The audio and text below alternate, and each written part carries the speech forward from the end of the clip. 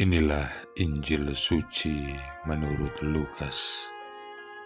Pada waktu itu, datanglah beberapa orang Farisi dan berkata kepada Yesus, "Pergilah, tinggalkanlah tempat ini, karena Herodes hendak membunuh engkau." Jawab Yesus kepada mereka, "Pergilah dan katakanlah kepada si serigala itu, Aku mengusir setan dan menyembuhkan orang. Pada hari ini dan besok dan pada hari yang ketiga, aku akan selesai. Tetapi hari ini dan besok dan lusa, aku harus meneruskan perjalananku. Sebab tidaklah semestinya seorang nabi dibunuh kalau tidak di Yerusalem. Yerusalem, Yerusalem, engkau yang membunuh nabi-nabi dan melempari dengan batu orang-orang yang diutus kepadamu. Berkali-kali aku rindu mengumpulkan anak-anakmu, sama seperti induk ayam mengumpulkan anak-anaknya di bawah sayapnya. Tetapi kamu tidak mau. Sesungguhnya rumahmu ini akan ditinggalkan dan menjadi sunyi. Tetapi aku berkata kepadamu, kamu tidak akan melihat aku lagi hingga pada saat kamu berkata, diberkatilah dia yang datang dalam nama Tuhan." Demikianlah sabda Tuhan.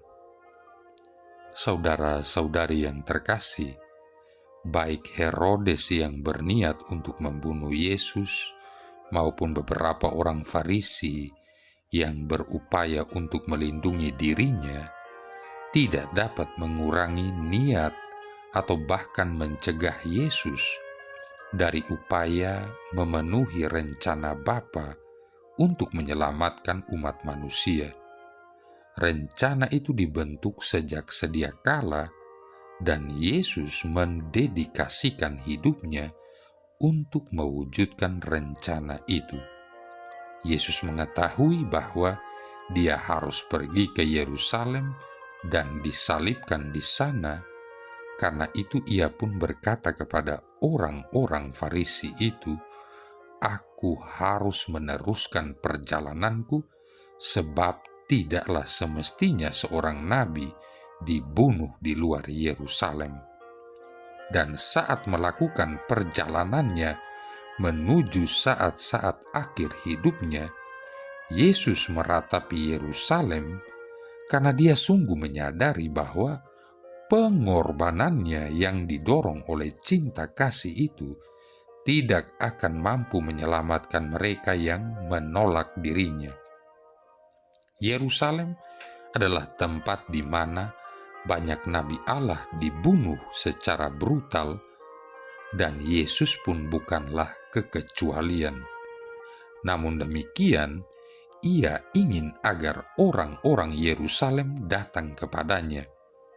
Seperti seorang ibu dan bapa tidak dapat memaksa seorang anak yang balelo untuk balik kepada mereka, maka Yesus juga tidak dapat menuntut umatnya untuk menanggapi tawarannya sehubungan dengan belas kasih dan penebusan.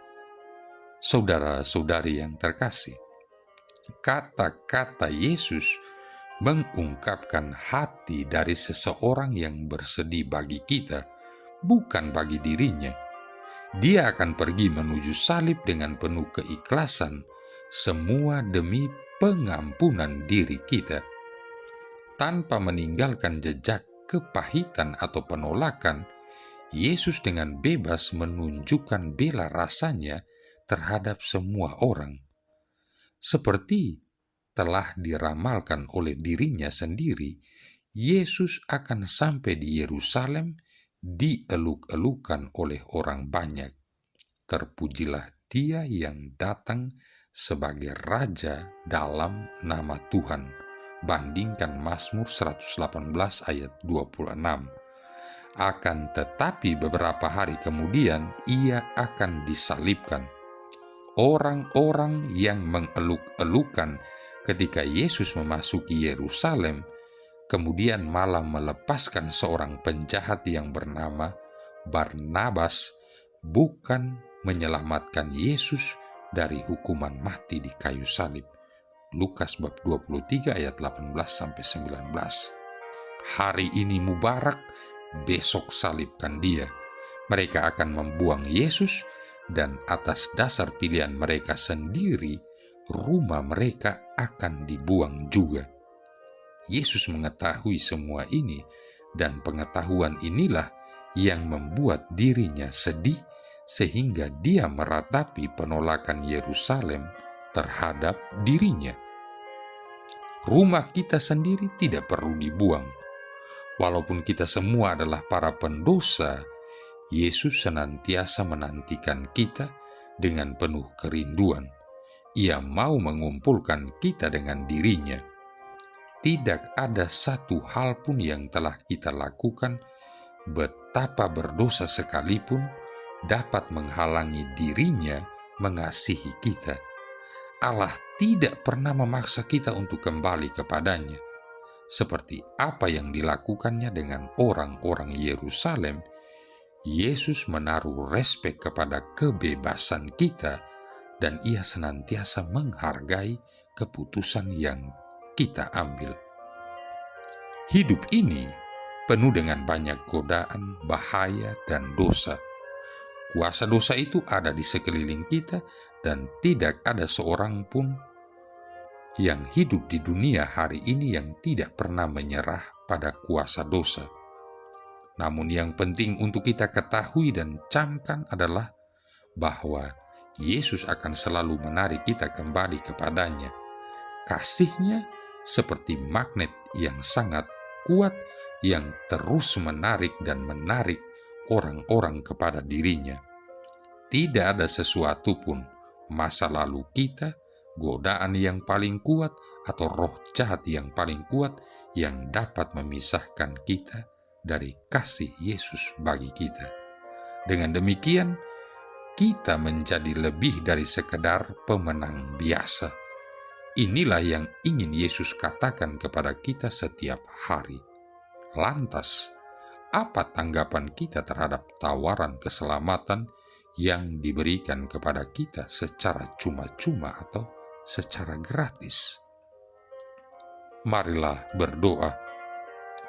Allah Bapa kami di surga, sudilah menyampaikan sabda dan memberi kami kekuatan.